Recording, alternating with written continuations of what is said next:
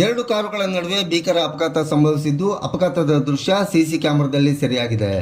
ಶಿವಮೊಗ್ಗ ಜಿಲ್ಲೆ ಹೊಸನಗರ ತಾಲೂಕಿನ ರಿಪ್ಪನ್ಪೇಟೆ ವಿನಾಯಕ ಸರ್ಕಲ್ನಲ್ಲಿ ಈ ಅಪಘಾತ ಸಂಭವಿಸಿದೆ. ಸಾಗರದಿಂದ ಕೊಪ್ಪದ ಕಡೆ ಪ್ರಯಾಣಿಸುತ್ತಿದ್ದ ಹ್ಯುಂಡೈ ಕಾರು ಹಾಗೂ ಹೊಸನಗರ ಮಾರ್ಗದಿಂದ ಶಿರ್ಸಿ ಕಡೆ ತೆರಳುತ್ತಿದ್ದ ಮಾರುತಿ ಆಲ್ಟೋ ಕಾರುಗಳ ನಡುವೆ ಅಪಘಾತ ಸಂಭವಿಸಿದೆ. ಇಬ್ಬರು ಮಕ್ಕಳನ್ನು ಒಳಗೊಂಡಂತೆ 4 ಗಂಭೀರ ಗಾಯಗಳಾಗಿದ್ದು, ಗಾಯಾಳುಗಳನ್ನು ಸ್ಥಳೀಯ ಆಸ್ಪತ್ರೆಗೆ ದಾಖಲಿಸಲಾಗಿದೆ.